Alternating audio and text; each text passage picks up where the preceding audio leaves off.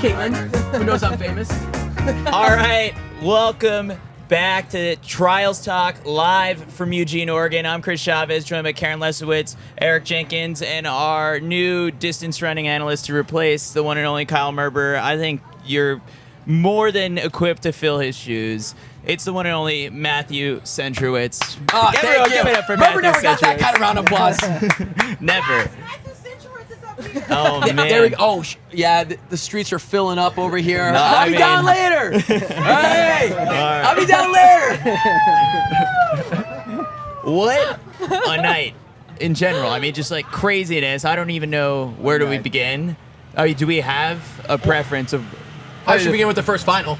Yeah. Maybe the men's 15? Yeah. Or are we saving that, you know? Yeah. No, let's start. There's not enough there. All right, so the men's 15, let's set it up. Coming into this one, we had four guys with the standard coming into it, with Yared Nuguse and Cole Hocker being the top guys that most people were looking to. Hobbs Kessler been glued to Yared since he got to the trials, made it through all three rounds. Cooper Pierre and Cole Hocker, people would think they might employ team tactics in this one. But regardless, I think this race was going to be fast enough that anyone could have got the standard in the final. And it played out that it was really, really fast. And we end up with a pretty strong team with Cole Hocker beating Yared Nuguse, closing like crazy. Hobbs Kessler holds on and holds off a charging Vinciati in that final stretch to take that third spot. So the 21-year-old is also going to the games.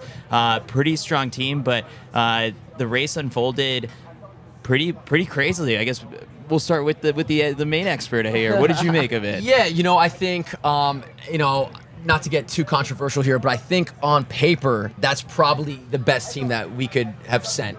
Meaning 3 of the 4 that had standards, 3 of them made it. And all 3 have run extremely fast this year already, whether it was at pre or even Hobbs running 145 flat. So I think on paper, that's probably the strongest team. Obviously, what makes the Olympic trials so special is that it never works out or doesn't always work out like that, as we saw in the women's 8. So yeah, I think those are the three best guys. Obviously, Nuguse and Hocker, no surprise there. The most surprising thing for me with the Hocker race was how early he took the lead. Obviously, the guy loves to live on the rail.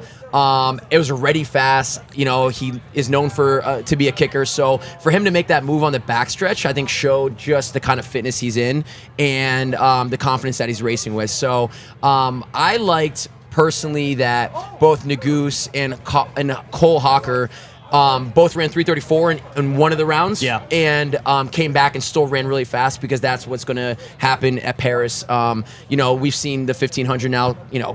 It's 333 in the first round, it's 330, 331 in the second round, and it's sub 330 to medal in the final. And I think it wasn't quite like that today, obviously, or this past week, but I think Nuguse tied the meet record.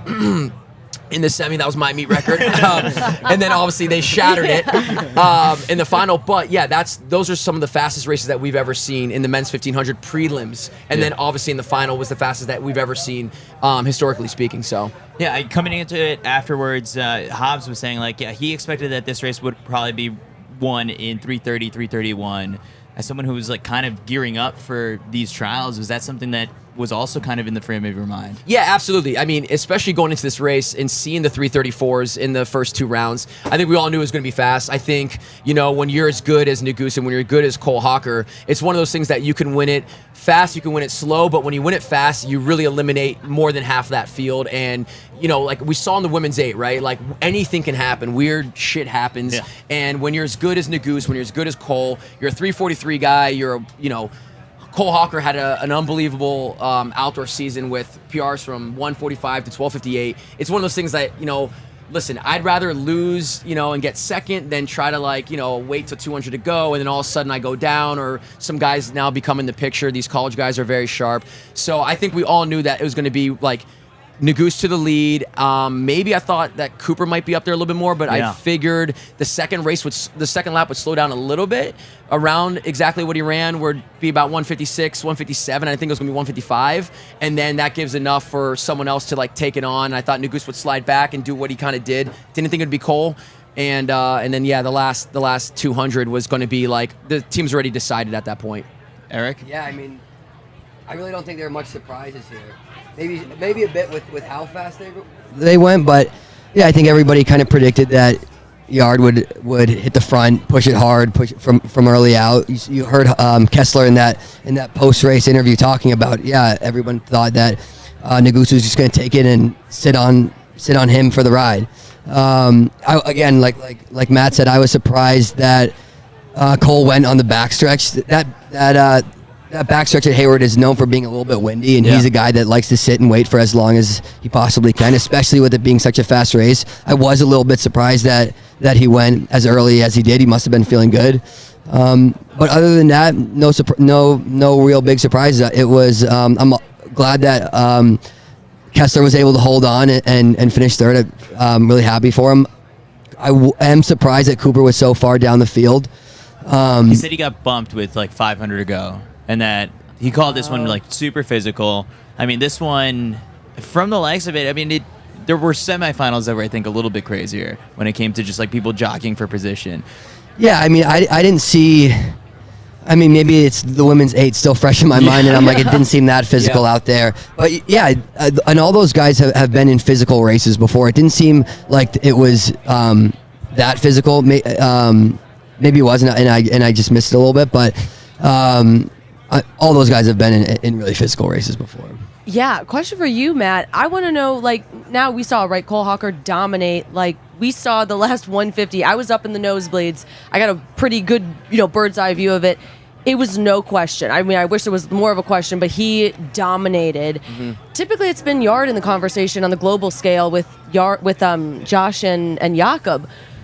How do you think this plays into the confidence of someone like Yared and then now Cole in the picture? Well, I don't know if this helps Yared's confidence as, he won last year and he beat Cole at pre. So, Nuguse, in my opinion, has raced extremely well in faster races and seems to he's still piecing together those championship races. I mean, the guy ran 3:43 and a couple weeks before that didn't even medal. That's unbelievable to me. If you run 3:43, you're in a fast race at Worlds, you would think that guy was medaling. So, I think he's still trying to figure out, that championship racing, those tactics and what's best for him. But I think this plays obviously into Cole Hocker's hands moving forward. I think now he's definitely in the medal conversation. I didn't see anything just yet that really made me think that someone could take down both Kerr or Jakob tonight, but certainly, Cole running 3:30 in the final and 3:34 in the first round. He's for sure a medal contender now, and Nuguse obviously still is too. But I think that in my predictions that bumps up Hocker and kind of brings Nuguse down a bit. So we can't show you guys the race because we're not NBC. I have it pulled up. Wait, this is not NBC? No. Wait, he's out. So we'll watch it together, and I want you guys, all three of you, to kind of chime in and see what sticks out to you, Matt. And I feel like I'll lean on you to kind of take the lead here. But all right, so if you're watching right now, Angles gets out like a banshee. I remember this. This gets out. This first 100 looked fast. It looked fast. I was totally expecting Nuguse to kind of do what Jakob did. I think let's full screen it. Why not? Yeah, why not? Yeah. Because I want to see me in the back. Tell me if you guys want me to pause or anything. Vince Ciotti does an unbelievable job this race and most races and just positioning. Obviously, he ran 350 indoors. He was definitely in the talk of making this team. And shout out to Vince. I've shared a lot of miles with him. Maryland guy. Phenomenal race by him. Obviously, no one wants to be in that fourth position, but unbelievable race. Yeah. So Nuguse does exactly what Jakob does, right? He's last at 100, swings wide, and over the next 200 meters finds himself in the lead. And then there's some bumping right there with Hobbs and Vince, and I think Hobbs came into this race, knew that this was exactly how it was going to go, and you can tell he played up in his head that he had to be right behind Nuguse. And that's what that told me right there with the, no one's going anywhere. It was already 41 point, and you could tell he's already, bumping and pushing. So, I mean, this is exactly kind of what I predicted here. Cole towards the front, Nuguse leading, Hobbs did a great job positioning last year. Yeah. He didn't have the gears he did this year, the strength to kind of finish strong, but this was a lot like last year's championships with just the top contenders in positioning. So we're coming up on the 800 meter, well, soon to be the 800 meter mark. I was very surprised on that 56. I thought we were going to see a little bit more, 59, 58, maybe even 57. 56, I was like, okay, and at that point when I saw that 400 split and 800 to go, at this point we all knew, right, that top three was going to go. Didn't matter if you had the standard. We knew that the top three are going to run faster than the standard. At this point, I was fairly confident. All right, so the next shot that we get, who's good on position now? Who's doing a little too much extra work? Yeah, I mean, it doesn't look very physical to me. So this is where Cooper starts. You want to say something to Cooper? Yeah, I'm like, bro, muscle up and get after it. So here's one thing: Wascom was one of my sleeper picks. That's what I thought too. And I saw him in the back. Didn't count him out until obviously the last 200 or so. So I noticed definitely he was a little bit off the back in the back there. But really, Vince is running the best race, right? Because he's inside. Hobbs has been on the outside of lane 1, which is still the best position in my opinion that you want to be in, but still running a little bit more than Vince. So I think right now you're kind of looking at the top 3 guys that everyone was thinking of are in the top 4 spots with a lap to go. All right, with a lap to go, they ring the bell. Wasn't Mac. Yared to the front. Nathan Green with a hard move, but really, really wide. at this point too, you're kind of like, wow, Hobbs looks good. He's still He looks good, yeah. looks really good. Nuguse just doing Nuguse things, and this is where I was really surprised on the backstretch, where Cole just makes this great move from 4th all the way to the lead. Doesn't just sit on Nuguse, and he's making his bid for home, 250 out. Henry Wynn also with a big surge there. And what was it, 12? 251 we saw? Yeah. So 251 and Cole picks it up. What was Cole's last lap? 52.7, I think. And then Yared this is trying to respond. where I think we realize that Cole's winning. Nuguse is getting second, and now we're just kind of looking to see if Vince has anything left. Vince tried to get him. Vince tried to get him on the inside. There's not much more he could have done. Yeah. You know what I mean? Like, he PR'd. He ran 3:31. He ran all in lane 1 and put himself from the very first lap in the best position possible. All the way Yeah, he through. ran the So smartest race he could did. have. Yeah, I kind of thought he was going to get him. I'm not going to lie. I was wondering if Hobbs was going to scoot on inside and maybe get cut off or put some of those tactics we've seen him do. Yeah. But we saw him win, I would say, fair and square. Yeah, there was a lot of PRs. There was a lot of season best, obviously. I Yeah. think I saw Nuguse thrown up on the inside, track. Took a lot out of it. Everyone Really? ran. Everyone ran a really hard race, and I really don't know anyone off the top of my head right now who could have asked more from themselves. Vince, Yeah. you know what I mean? Hobbs, like, Yeah, you I look don't at know, the results, Nathan just Green ran really well. Yeah. Lost Like, him you know, PB. Aside from the top 2 guys. like even guys that finished top 3, like what's Hobbs gonna say? You know, he's like, could I have gotten second? No, like he ran the best race. You know, he possibly could have. No, that was Hocker's PB too. What? No, because he's got. I think it was. I thought I think it might have been. It was, yeah. Really? Yeah, it was. It might have been, yeah. His PB was from the Olympics in Tokyo, I think. Yeah, where he Obviously, finished he's run 6th. 348 twice. Yeah. But that still doesn't convert faster to 330. All right, so this is how the race played out here. When you throw in guys like Jakob, like Josh, on the world stage, what's happened with Jakob has just been a very similar playbook, both times by Whiteman and Kerr. What do these guys have to do to kind of try and disrupt that sort of race from happening in Paris? So if you ever look at the 2016 Rio Olympic men's 1500 final, Yeah. one of my favorite races of all time. Yeah. You go to the front, you slow it down. I mean, Pull it up. I don't Everyone's really trying to figure it out, no one has been able to recently, at least with Jakob. because I don't. You know it's coming. Like, Yeah. what can you do? Yeah. You know what I mean? Like, you know, like you go in the front, they're going to go right around you real quick, and it's not just Jakob. There's multiple athletes that are like 5K background. You know, like you look at the Olympic final, which was like basically the pre-classic, and most of these guys, besides maybe Whiteman, I can think of, are all 15 5K guys. And so, you know, a lot of these guys want it to be a strength race. And so what can they do between now and then is just like, I don't even want to say sharpen up, but get stronger, you know, like how you got to be mentally preparing for a 333, 334 first round, and then coming back the next day and doing it again and faster, and then coming back 48 hours later again and running faster again. So I think the best thing that Hocker could do for himself is go to Monaco, run 328, have a faster PR, because his PR is 330 right now, and it's going to take faster than that to medal at the, you know, at the final at the Paris Olympics. So Yeah, I mean, you're saying, like, what's it taken to win for Kerr and Whiteman? It's how do I close off of a 328, 329 race for the third race? You have to be incredibly strong. And if Jakob has those exact same tactics, I would think he's gonna maybe switch it up a little bit. You saw in his last race he had a squeeze, a garage type squeeze every 100, picking it up the last 800, 700 meters. Maybe he employs one of those tactics, but yeah, you're gonna have to get stronger. And Cole's now a sub 13 guy.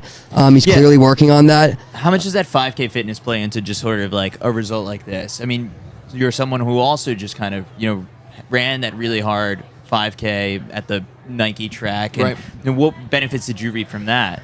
It gave me confidence, you know, knowing that when I go to the well in some of these prelims that I'm going to recover quicker than maybe some of my competitors who aren't as strong, right? So like when you run a 13 flat or a 12:58 for Hocker, or, you know, whatever some of these other guys are running, you know, when Ingebrigtsen runs 12:40, whatever, it's like I'm the strongest in the field. And so it allows me to know that when the third round comes, I'm going to be the freshest guy on the starting line. And that's what it is. But yeah, I mean, Cole closing 52.7, what does it show right here? 52.7 was his last lap. It's like, it's not going to be faster than that at the Olympic. I could eat my words, but most likely it's not going to be faster than that. It's going to be like, how can you run 52.7 off of 3:28? Yeah. And after that's 2 races before. After that. 2 races before, and it's going to be strength. So, I mean, you look at this and it's like, we don't need to get sharper. You know what I mean? Maybe guys that maybe haven't raced quite as much, and I mean, out of those 3, maybe it's Hobbs, right?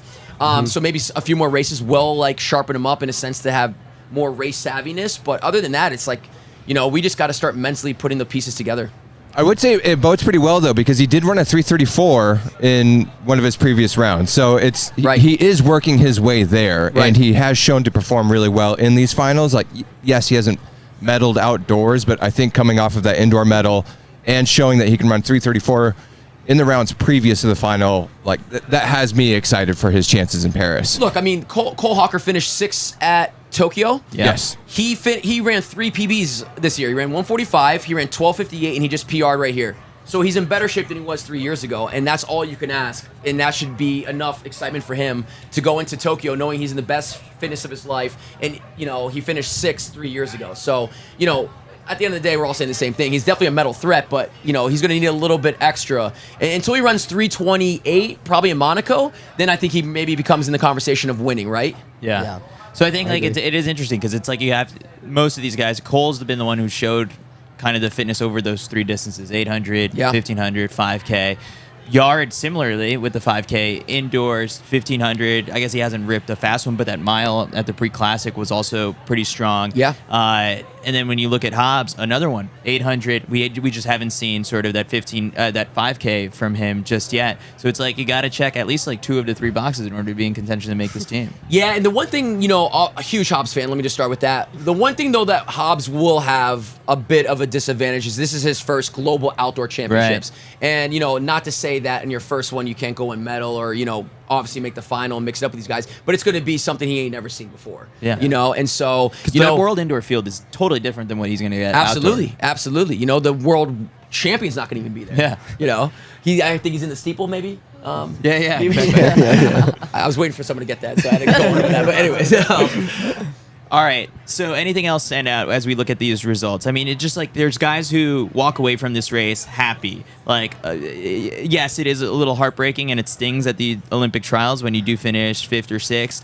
But the leaps and bounds that you see sometimes with these results, like a Henry Wynn who's been in these races time after time, didn't seem all that bummed because he. Like a lot of these guys, they did everything they could. It just sort of, there's fitter guys in this field. I mean, Death Taxes and Henry Wynn 4th to 6th. That guy is like, guy's consistent. And I he was, I mean, he doesn't bomb. He doesn't bonk. And he's still waiting for that, that breakthrough to finish top 3. One thing that sticks out, because obviously we spend a lot of time, most of the time, talking about, the top 3 guys, was the NCAA, man, is in really good hands. Unfortunately, I don't follow anyone outside the UW Dogs because of, Andy and Chris there. But I'm not sure how many of these guys that were in this final are coming back next year. But, I mean, when you're looking across the board with, Nathan Green, 332, Joe, I know he just graduated, 333, Elliot, 333, 335, 336. I mean, that's impressive. I think this shows that NCAA is obviously a great system for middle distance guys to continue coming up, but also like it's pretty impressive just how well these guys ran. Yeah. All right, so that's the men's 1500. While we have you here, I mean, let's touch on some of these other distance Absolutely. races. All right. I mean, I'm not a big talker, but let's go. All right, let's touch on the other final, the women's 800-meter final, which I feel like we're all still kind of like... We're recovering. Wrapping our head after These are for the exactly tears. what These are happened. not for the sun. I mean, we could have a conversation, an hour on this, on the debate of... This goes back to something that I've chatted about multiple times where I'm like, USA Track and Field has the best qualifying system here where it's top 3 on that given day, or are we like a little bit at a disadvantage compared to Kenya and Great Britain where they have that discretionary pick? There was literally a fan as we were walking onto the set who said the same thing. It's like, maybe we should change up the system to avoid things like this. I have an internal conversation. I mean, I have that battle. I've spent many runs with other athletes who talk about it. Personally, it makes it special, right? The trials. A lot of times, one big thing that we have, going against us this trials, especially with the men's steeple, was like, it's annoying to not know who's going immediately after the race.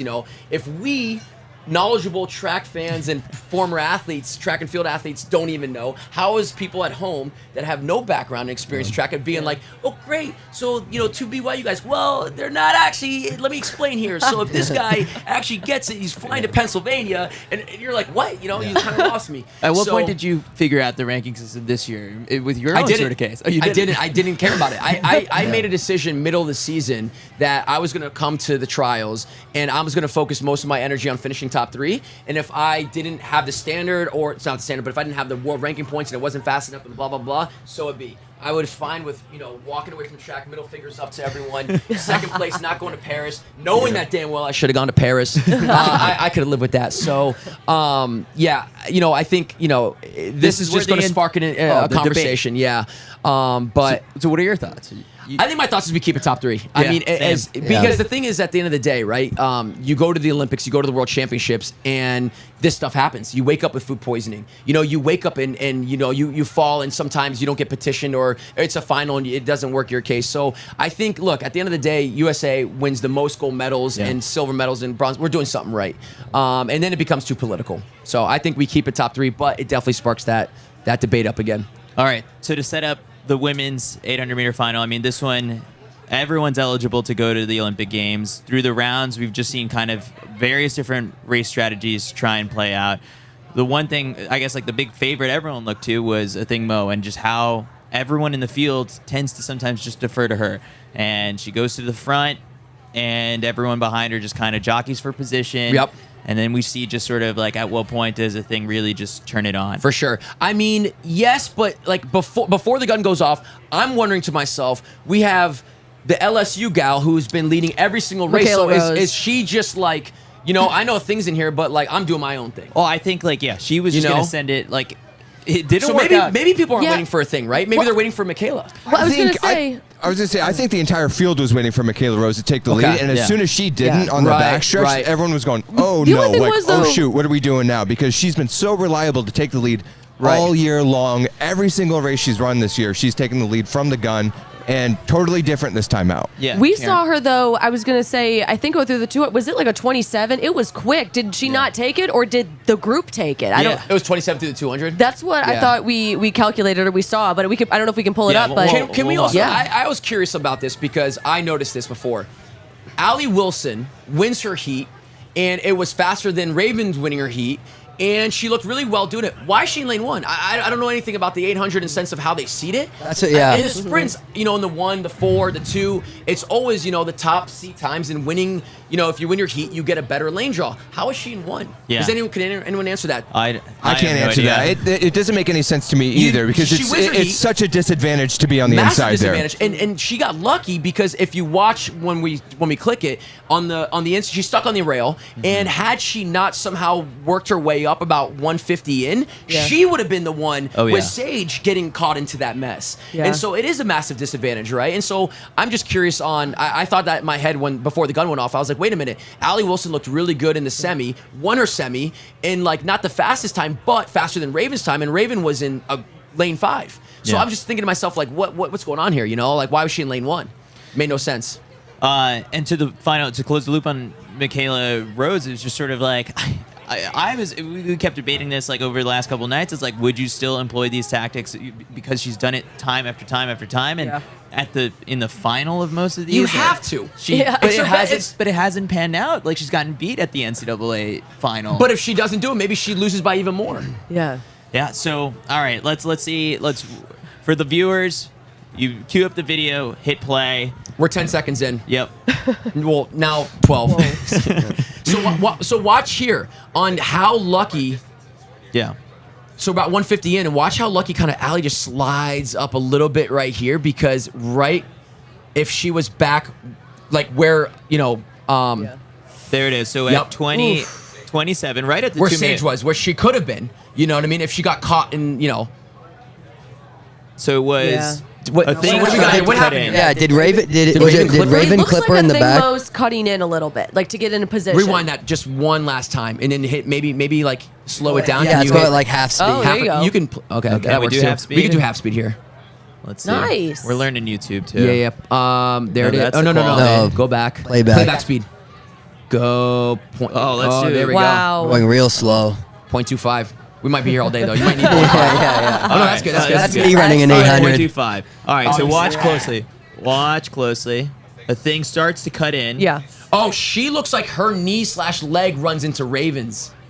Now, what race was it when a thing has done like a 360? In the wobble at the Budapest World Championship semifinal. So you're kind of wondering here, like, I mean, obviously a thing's got a long stride. Yeah. You know She what I does, mean? yeah. And everyone at some point had that teammate that you knew you didn't want to be run behind. Mohamed had, gave Evan Jager quad slashes spike marks because of how wide his back kick is. Yeah. And you knew that you always had to give him a little bit of a body in between. And so If you go a little bit before that, Chris, you can see a thing is sliding by she looks. Raven. She And thinks she's then got a she spot. looks Yeah. left and Yeah. slides into that spot. does her But look. foot knocks, is that Raven's she hasn't knee? That's completely Raven's knee. cleared Raven, though. She hits Raven's knee right there. Bang. And then they That's hurdle not- over. Wow, Raven's Raven goes fault. right over her. She gets high. Raven gets right over her. Wow. And Sage Sage. Oh, there we has go. to go Sage. Sage inside. has to cut That's her what it steps, is. jump, Big jump. takes I think How it's did she not hit the rail? one step inside and jumps right back in. And we've seen Raven Rogers, I mean, in the semi at least, she got, I would say, a little irritated with the 2 false starts, right? She's someone that I do think having a false start at the beginning of this, it maybe already set her on edge Do and we a know little what fired the up. false start was for that green card? Like, That was so weird. Was it I Kate? missed it. What we saw, I don't know if this was it, but Kate Grace was taking off a Band-Aid. And I don't know if that was the original one, but it panned to her and she... Yeah, I think that was. I think that was after the false No start. Yu-Gi-Oh card. Yeah. All right, so immediately after the fall, what we've got is Chrissy Schofield unscathed up in the front, Michaela Rose getting ready to move toward the front, and then it's Juliet Whitaker, Nia Akins, and Allie Wilson, who, spoiler alert, are the ones who make the team, just kind of sitting right there. Kate Grace and Raven Rogers up towards the back. Sage begins her fight back into contention, a thing nowhere to be seen, but does not drop out.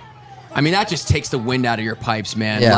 I Yeah. know Sage is just off of it, but something like that has got to just you already go into this race knowing that you got to be perfect. Yeah, it's the 800. trials. You don't have Olympic a lot to These play women with. are Yeah. freaking.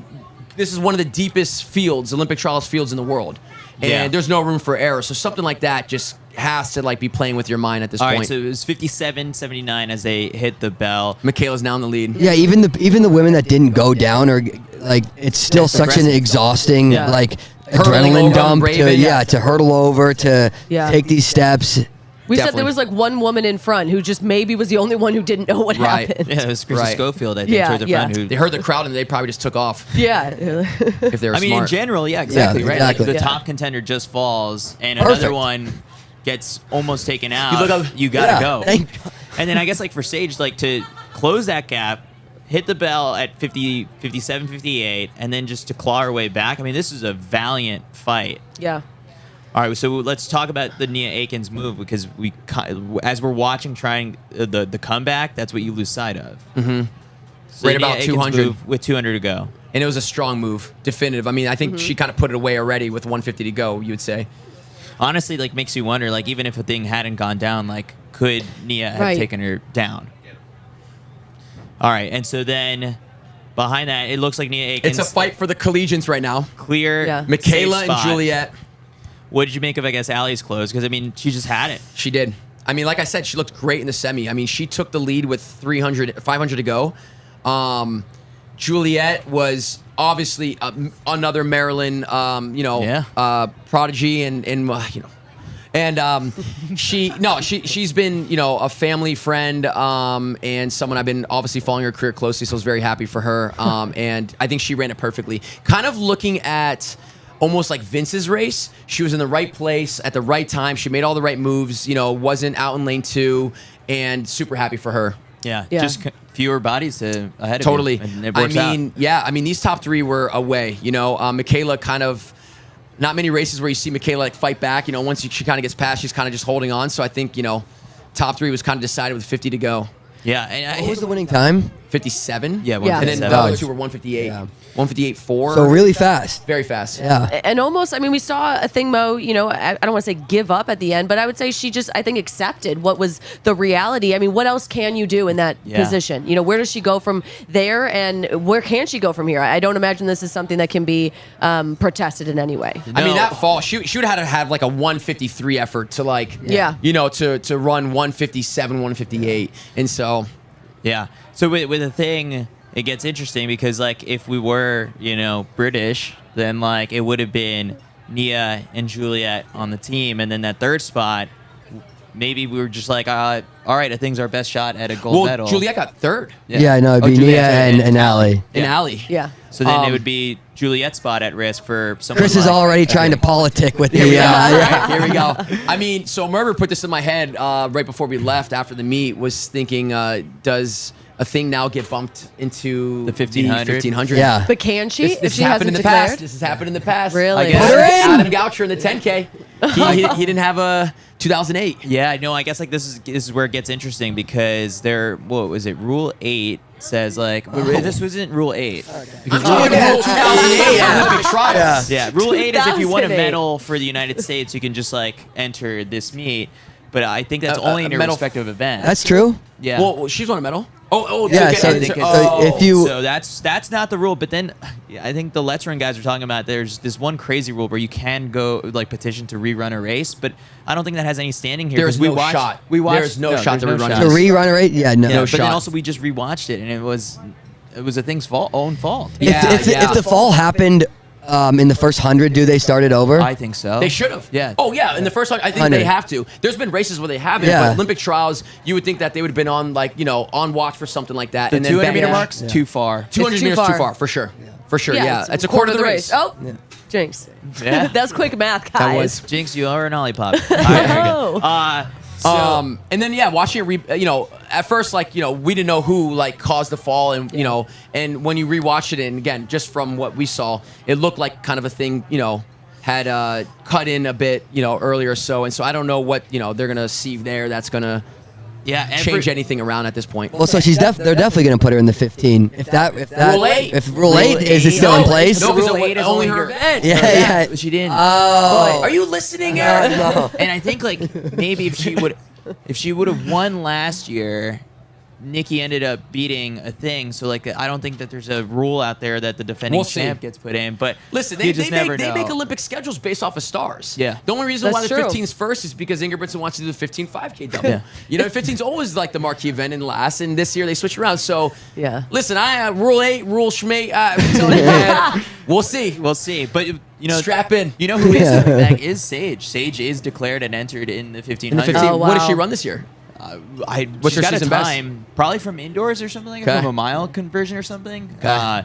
No, actually, she didn't even run it. But she's run enough. She's run a 15 that is Sure. within the window Wow. that gets her in. So now, you know, afterwards in the mix, when she comes through, gives a very raw, emotional interview. She Yeah. says like, "I'm pissed. Yeah. Like, you know, that's not the race that I wanted. Sure. Clearly, but now I've got to find a way to come back and run 3 rounds and Yeah, I make like the that team to mindset. 1500. You think Dathan gave her a double threshold workout tonight, just kind of prepare her with a few days ago? Probably. Okay. Yeah. What do we think it was? 5x2K? Ooh, I mean, one of those is definitely just K's. Yeah, it has to be. Has Has to be. Get that aggression out now, I guess, is the next big thing. All right, so this one, how do we feel about the team we're sending? I mean, we've got... I mean, great. yeah. I feel great. Sorry. Great. I mean, again, my Juliet bias. I love that Juliet. She's won NCAAs. She's, you know, been great for so long. I know she's still young, but I think, you know, just the way she ran the rounds this meet, I think this experience, I mean, she's definitely going to be a star for the future. Nia, obviously, dominant win. I mean, even with the thing not going down, does Nia still win? You know, we haven't seen much of a thing to say, you know. Exactly. Like, we haven't seen how fit a thing actually is right now, and so that's kind of, it's a big what if, but at the same time, that's in the past. Like, you can't have Nia won. Yeah. She looked fantastic doing it. Ali Ali won- looked great. Ali won her yeah, semi, so, won you a know, semi. you know, Closed Nia- amazingly. Looked great. Juliet I has think again, fantastic. kind of like the men's 15. Like these are 3 of the best gals in that in that event, and I feel great about setting that team. Yeah, she ran 157. I mean, it's like she ran incredibly fast. Yeah. So who knows? It's not fair to her to say like, oh man, like Athing would have probably won if she stayed on her feet. Right. No, yeah. I think that Nia took a lot of experience away from last year's World Championship. She was someone who was just kind of like making process each one of the rounds, all business. And Danny Mackey knows how to get these athletes ready for a championship. And so I'm, very excited to see what. Little shout out for me with Kate Grace. I love Kate. Been a teammate of hers. She came out to Park City and trained for a little bit. Obviously had a kid 1 year ago. Mom strength showing again. She had an unbelievable semi and a hard fall. Yeah. She looked like she might have got tangled up a bit in that as well. I would have loved to seen Kate also on that team. Just again, this is just bias. And so shout out to Kate. Great Olympic trials, in my opinion. I know she probably wanted more. We'll see her in the 15 as well. Yeah, and I guess like the challenge for Kate was just sort of the back-to-back races. Like it's something that she hasn't done in a while. And she's strong though. Oh, 100%. Yeah, I mean, she's coming back in the 15, so she probably was for that again. A bit, but yeah. Right. So, yeah, this one, the women's 800-meter final at the U.S. Olympic Trials always, I think, is a must-watch. There's always some sort of chaos. Definitely. Most times there's a fall, too, if we go back a couple years.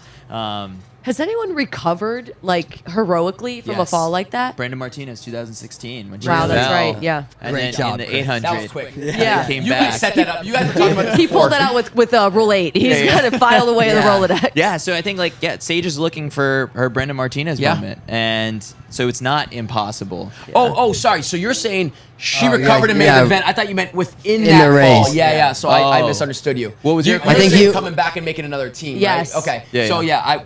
Eric and I, of course, the two idiots up here. Has there been Northeastern over here. Come on, this guy. we're in Eugene, Chris. Took a class at Harvard over here. I did. Women's 5K. Women's 5K. Wow. This one- That was another fantastic race. It was the finish was fantastic, but Yeah. you could not have called a more predictable race. Yeah. It Oh, was yeah. like, let's be real here. We knew Parker Valby was going to lead. We knew she was going to grind 71s for as long as she can. It's a Michaela Rose We knew- situation. We knew the top 3 girls that have run under 1450 were going to be right on her, and we knew Per was going to make her move with about 800 K out, and we knew Elise and Karissa were going to go with her. We knew Elise was going to be with her all the way to the end. I actually was very, I thought Pierre was going to win, Elle was going to win, Elle was going to win a more dominant fashion, like maybe by like half a second or second. I was very impressed with Elise fighting that whole straightaway. Yeah, in this one, Parker went out to the front and kept the pace very honest, where it was like, She's a great rabbit. She needs Great the rabbit. standard. She's the perfect She'll rabbit. be fine with the world ranking and everything like that, but you could tell. I mean, I don't want to speak for Ellie and Elise and Karissa, but similarly to what we saw in the semifinals, there is a difference at this moment right now between them and the college kid. Oh, of course. Parker had a Bowerman type year. Yeah. So, let's not discredit that. She, was waving to the crowd in all these races. It was a joke for her, right? She's put up some, obviously very impressive times. But, I think we all knew that Karissa's run 1420s or 1430s? 1420s, right, is her PR. Yeah. Elise is a 14. Someone here, Yeah, Chris. Matt, I'll pull them up. what are the PBs for these are 1420, 1430 women. Yeah. Right. All 3 of these girls. I know they haven't done it this year, but obviously, Elle. Yeah, she ran 14:30 She this sold year, that. yeah. Elise Oh, was yeah. 1433. Well, the thing about, 1433. I was Ellie just was saying, 1434 in LA. Okay, and then Karissa's in the 20s. Yeah. Karissa's Right. the second all time, I think, right? Yeah. And so listen, Parker Valby, as great as she is, and impressive by leading an Olympic trials final. However many 4K, 4,200 meters, very, very impressive. But these girls were just on another level. someone I was surprised with that moved their way up was Karissa. I mean, she started in the back there. She kind of tucked in, and we saw Ellie and Elise sneak right in there and get their position. And I think Elise kicked down with Ellie, and that was impressive. But I want to see with a little bit more training and recovering from that calf surgery what Karissa's going to do, because she ran confidently. She didn't stick her nose right in there, and she just kept moving up. Definitely.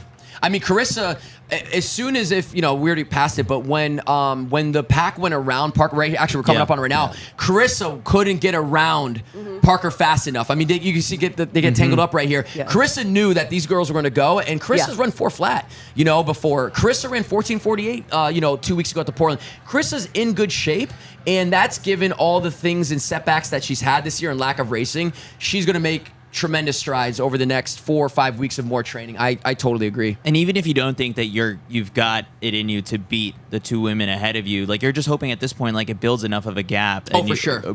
Between you and Parker to hold on for that 3rd spot. For sure. I mean, I would imagine that she glanced up at the screen with 200 to go, 150 to go, and saw that 3rd was locked up, so she could just kind of stay strong, not try to like overstride and rig up, and all she had to do is just close, well and hold form. Okay, but did Elle St. Pierre celebrate a touch too early?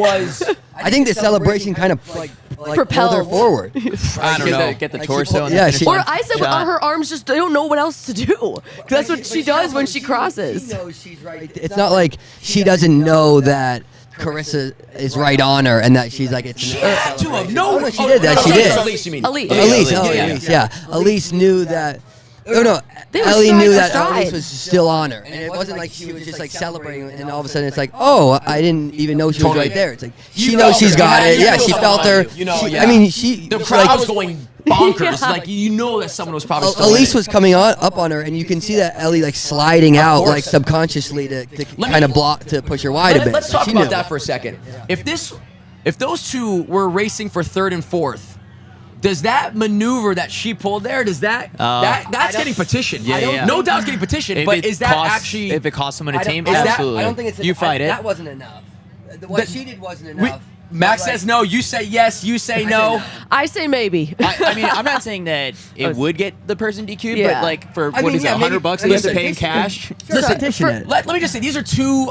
For sure, they're the class of the field. These two were going 1-2 no matter what, right? They both are on the team. But I'm telling you, that was an NCAA. The way they petition these days, there was $100 on that petition desk. It couldn't have been quick enough. No, I see what you're saying. I just don't think it was enough. You don't think it was enough to do that. There have been Chalimo. Sure. Like Chalimo will swing. Yeah, but I don't think anyone petitions that. That's the thing.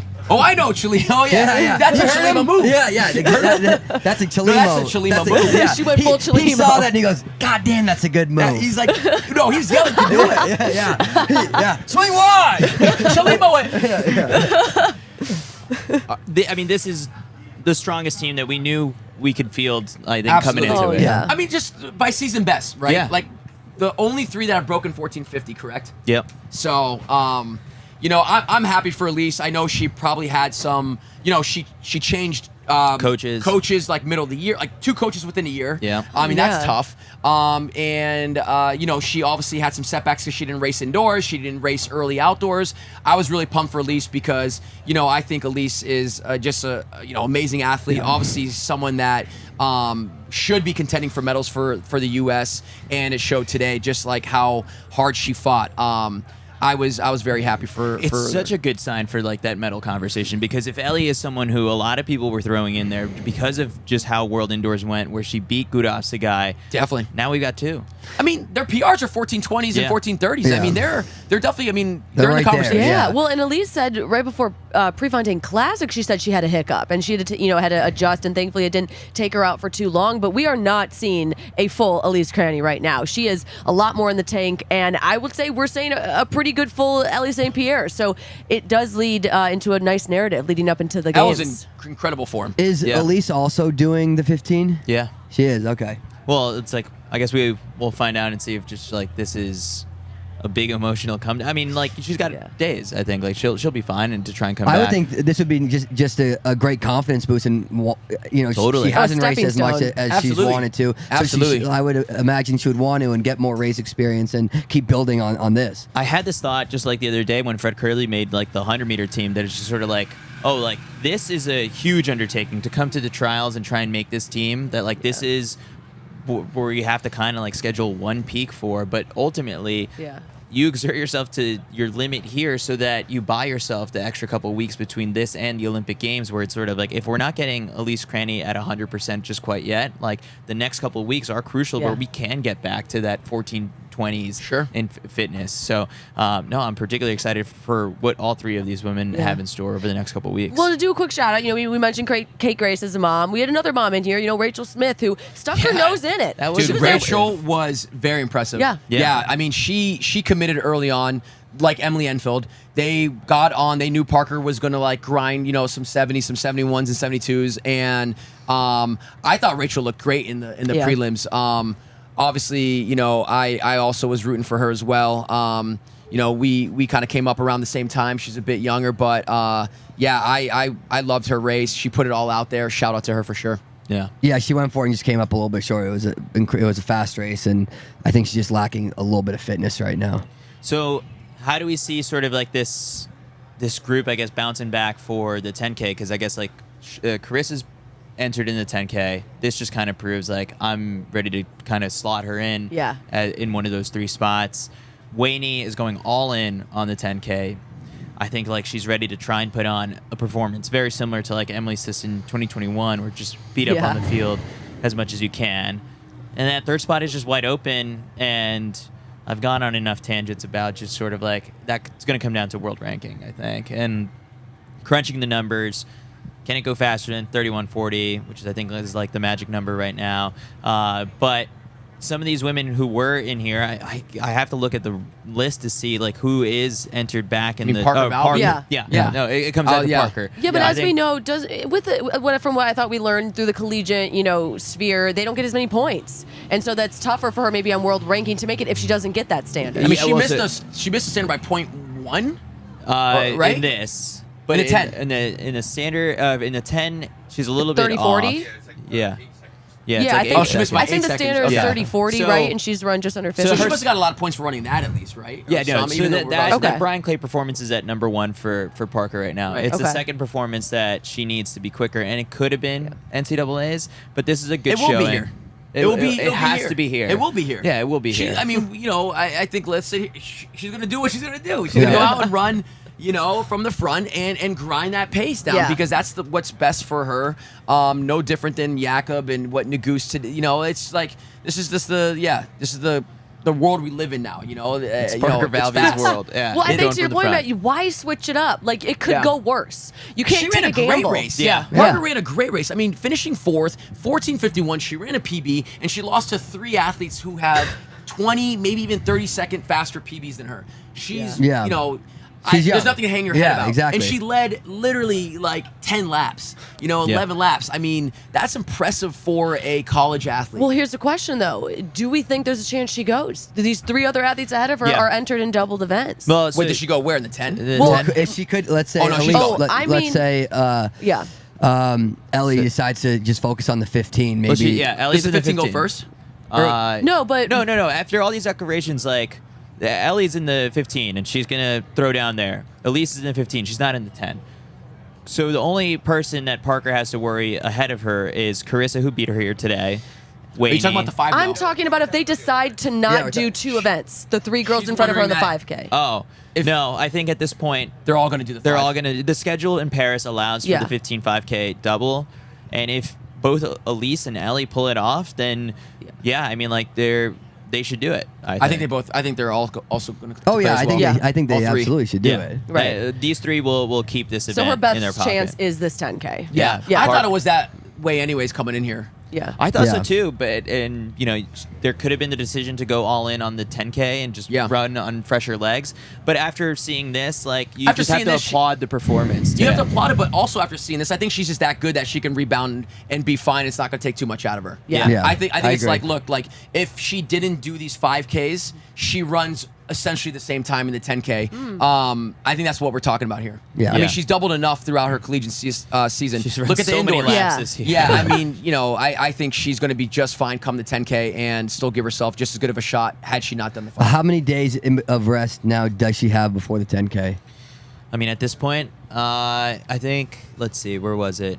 I just had the schedule up. The 10K is on Saturday, 6:29. So I'm like, what day is it? What day is it? It's Monday. It's Monday. Sadly, she's got Monday. plenty of time. She's got time to fly back to Gainesville. Yeah. You know, just Yeah. blow off Grant, some just go steam. to Yeah, hit the Hit the elliptical. bars. Hit the elliptical. Yeah. Hey, it's the elliptico. And also arc trainer. The Have arc some trainer. respect. Yeah. Talking about the bars, but You should go out pretty hard, party for a while, steam. blow off some steam, and then get back on it a worked plane. for Eric throughout his whole career.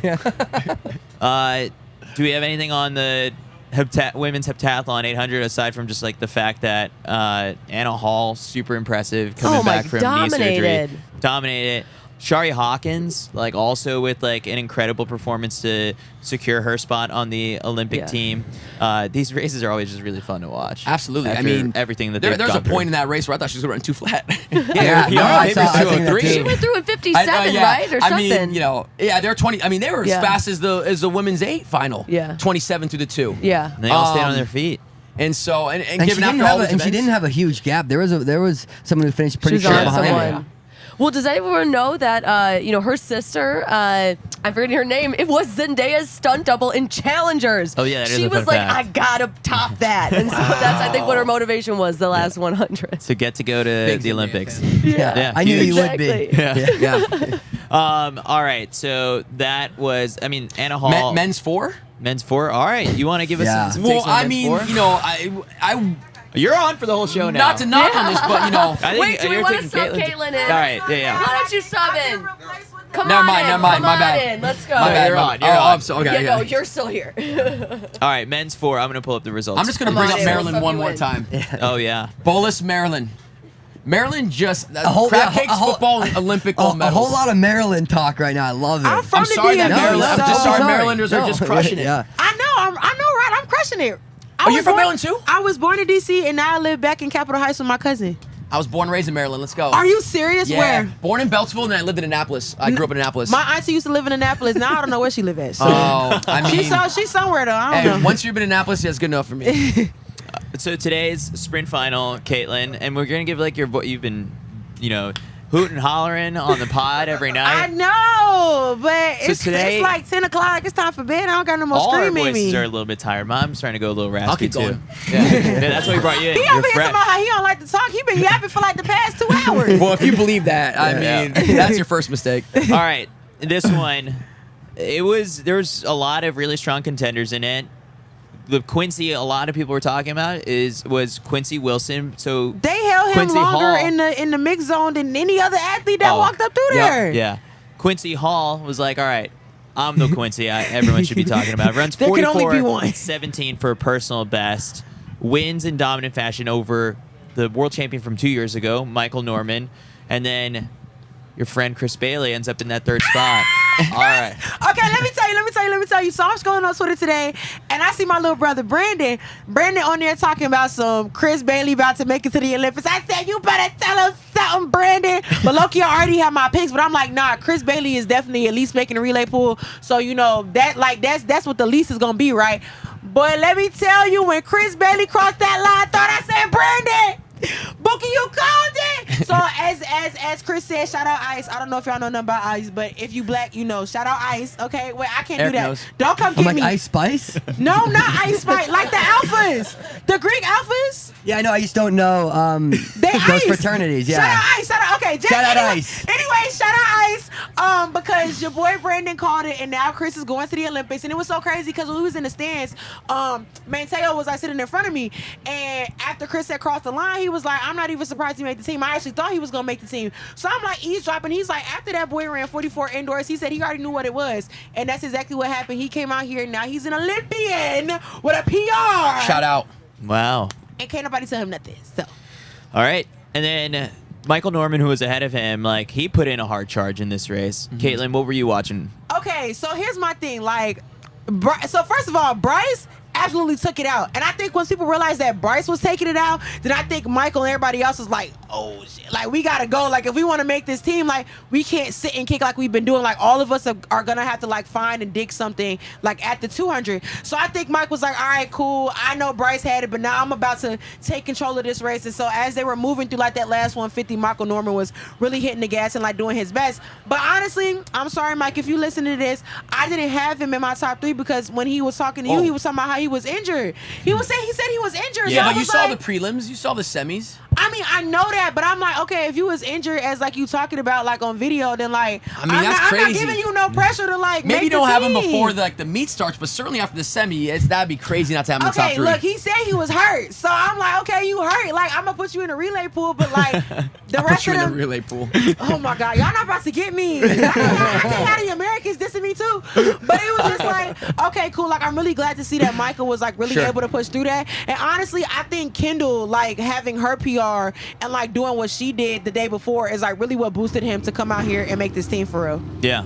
So in general, this is a strong team. Heartbreaking for us with Team New Balance that Vernon Norwood ends up in that 4th spot. That was so funny. So when Vernon came through the mix zone, me and T was cracking up with him because I'm sitting here like, bro, like New Balance is about to take your contract and give it to Quincy. He starts cracking up so bad. And then it was so funny because Vernon was like, nah, bro, but like genuinely, he's like, we got to take care of that kid because it's like, once I'm gone and like once the rest of us leave, like it's literally him. It's like since he's 16 and already running grown man times, he is going to be on this team and running fast for us for like the next, dang, not my nail popping off. For like the next 16 years, you know what I'm saying?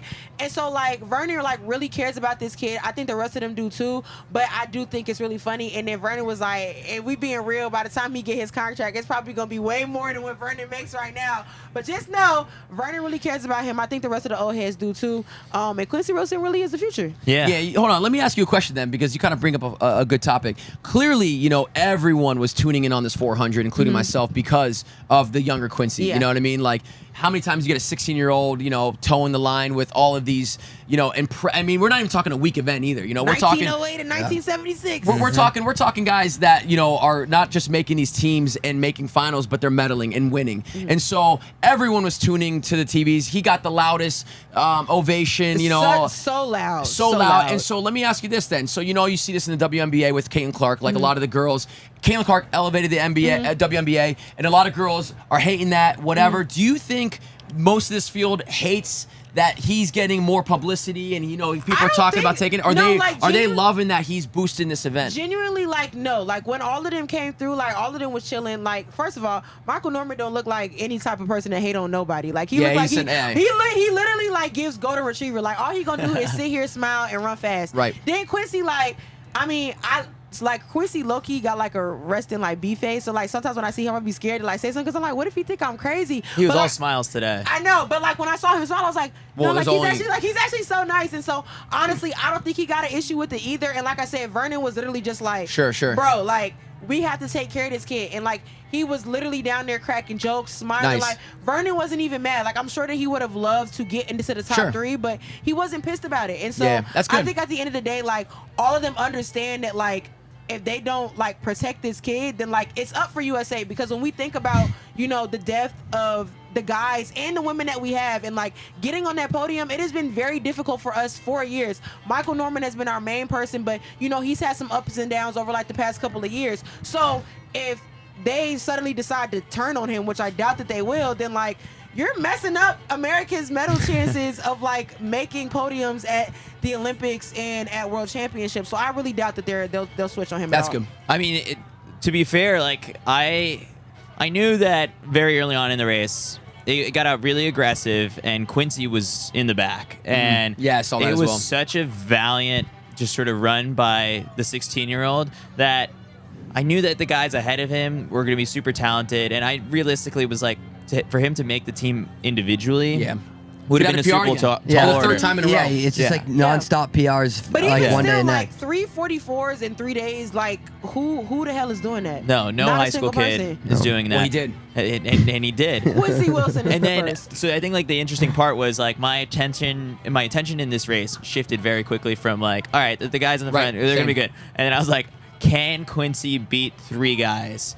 Because I guess, this is where, when you brought up Caitlin Clark, I was like, this is where it gets interesting because it's usually with the relay pool, the top 4 assured in the relay pool, and then there's 2 discretionary spots by the Team USA coaches. Right. And so they might choose to pull Bryce Deadman, last year's U.S. champ who finished 5th. Okay, that's a fair choice. And then they could go. Considering how many Olympic medals he got, then yeah. Yeah, and then you could look and see, Matt Bowling did world relays and he finished 8th here today. Like he's got experience. Maybe we throw him. He was there at World Championships last year, so there's not necessarily sort of like Quincy Wilson's assured a spot. He was very kind of like down. I don't know how he's not. It's Oh no, and so like.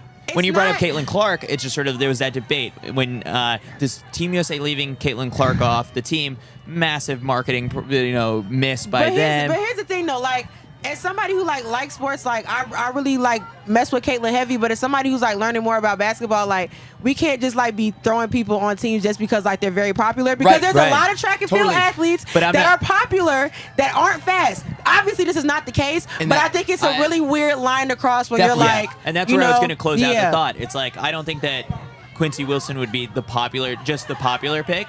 He's proven he can. You talk about those 2 picks. It should be 5-6, right? That makes sense because in this race he ended up being the second alternate. Yeah. And so, not only does he have, the time and competed to actually prove himself on that relay, but also, if you're looking out for the future, you want to generate some interest. You also have that aspect too. So, I mean, it seems like a win-win. It's not like he finished 8th or 9th. And you're like, let's throw him on there. Right. Where there's a guy that's like, hey, look, man, I'm older, but I also beat him, And so it seems like a no-brainer to me. Does having no international, does he have international racing experience? And that's the thing, he doesn't, and that was the only reason why I was concerned about him and Christian Miller specifically, because we already know the 4x1, it's easier to break into the 4x4. You got 2, really you got 4 chances, because you got the trials and the finals, and you got the mix, and you got the open. So it's you got some opportunities to find your way in there, but the 4x1 is much more difficult, and it's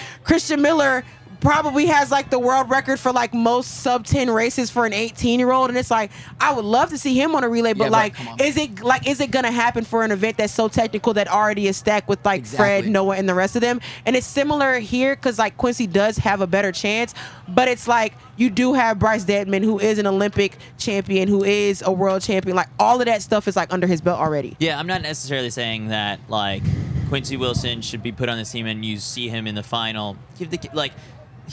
Between New Balance, Nationals, and that a week ago, I don't think anyone's saying that. And Penn relays, this kid has had so much relay practice all throughout the years. Yes, there's a difference between high schoolers and the but actual pros.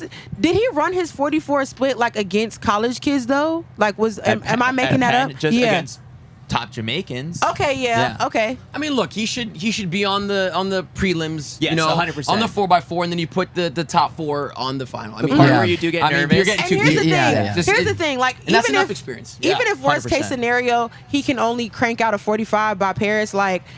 You know how many teams they put how many times they put a 45 runner on that 4x4 and that mixed 4x4? Noah Lyles. Yeah. Hello. Well, that's not what I'm talking about specifically, but you know what I'm saying? Because you got to.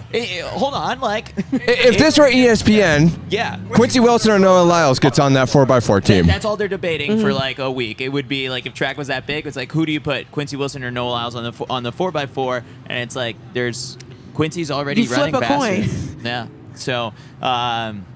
No, I think that this was another great race from today, and we were treated but nothing but amazing race after amazing race. Again, if we're just going to kind of wrap things up and recap what else happened today, Grant Holloway looked amazing. 12.92. Good job, Stanley. In the first round, gives his own world record a scare, and then from there, high jump had a jump off. We had Go Charity! We had the He won't be going to steeplechase. Paris, No big surprises again. This meet shouldn't be this long. This could have been straight. It could be a straight final. So, in general, great day at the track. Overall, great day at the track. Fantastic day. All right. Great way to conclude. The first half. Yeah. For the break. What are you gonna do on the off days? Are you here? Apparently, the rest of I'm the coming time? to work No? tomorrow. We have a morning show. And we have a You're taking the day afternoon off? show. Apparently, no. Apparently, I have to Oh actually come yeah, to work no. tomorrow. I was informed the same. So yeah, we Yeah. don't take off days here at CITIUS MAG. And Matt, it was a pleasure, having you jump on the mics. I mean, I kind of didn't even ask. I just kind of walked up the stairs. So thanks Well, for guess letting me crash it your also party. happened at Milrose like 2 years ago, and it was a hit then. So You never know when I'm gonna pop up. I think there's more to come. Should I be scared? Yeah, I mean, I'm Yeah. gonna sleep with my eyes open tonight. Yeah. Gotcha. All right, that does it. Trials Talk, day 4 of the U.S. Olympic Track and Field Trials. Chris Chavez, Matthew Centrowitz, Eric Jenkins, Caitlin Hutchison, Karen Lesowitz, and Mac Fleet behind the cameras. Thanks for watching. We'll see you guys again tomorrow. Seems like you've been wasting time trying to find your place in life. You need to get your